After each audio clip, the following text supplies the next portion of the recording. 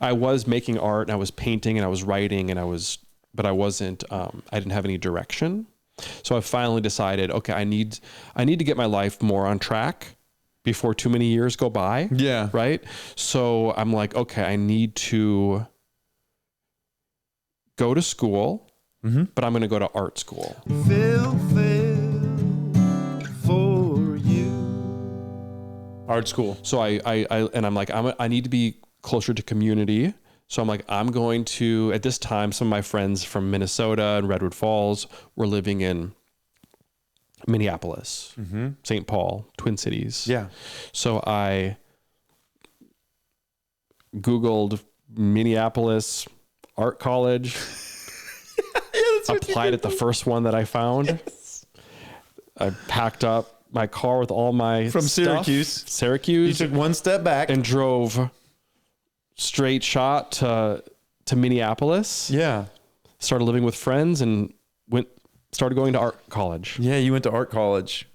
The first one you could find. The first one I found, I applied to and went to. Yeah, all you search engine optimization folks out there, it works. Probably clicked on the ad. Yeah. Yeah. What was that like?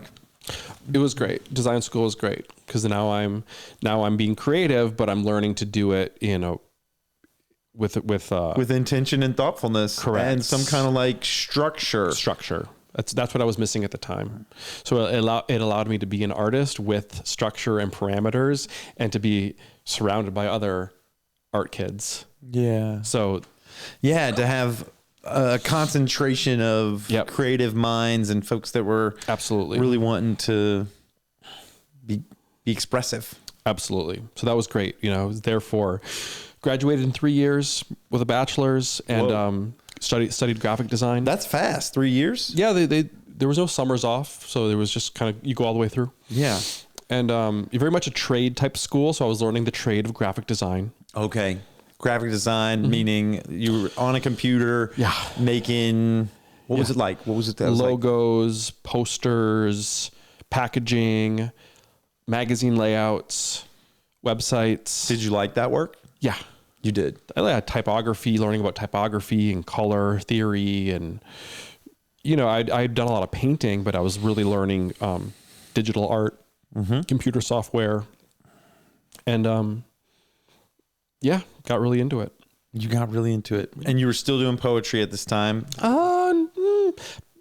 Probably less so, because I was pretty busy with, my whole life. It's funny. I've kind of fluctuated between writing and visual arts. And at certain times in my life, I've been more of a writer, and then I've been more of a designer / artist. So that was definitely a period where I was visual arts, graphic design, because I was training to be a professional. So that really became my main creative outlet. We're about to get to New York, aren't we? We're about to get there, aren't we? Are we about to get there? Well, I moved to New York City after college. I started working as a graphic designer in Minneapolis. Okay. Minneapolis has a rather robust ad agency scene. Okay. So I got, I got my foot in the door. We're not there yet. As a graphic, we can fast forward. I don't want to fast forward. I know. I was saying I spent a couple years as a graphic designer in Minneapolis. You had to cut your teeth. Then I got tired of graphic design and I switched to brand strategy. So graphic design got me into the ad agency world. So I felt like it was like me being an artist, and then learning graphic design, it's like I snuck into the business world through the back door as a creative. But then once I was in, I could look around and see what else I could do. Yes. And I realized that as a designer, you're like the end of the workflow. There's all these ideas and decisions that are made, and then the designer is there to make it look pretty at the very end. And I was more interested in ideating the concepts and strategy that are more, more central to the whatever project it is.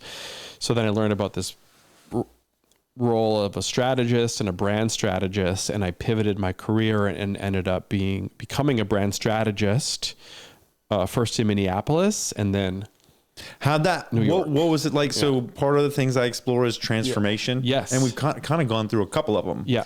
There's this like wayward soul working at, pool halls and different places. And then you're like, man, I got to do something. Yeah. I got to make a move. I need structure. Yeah. And so then you're like a hardcore graphic designer. Yeah.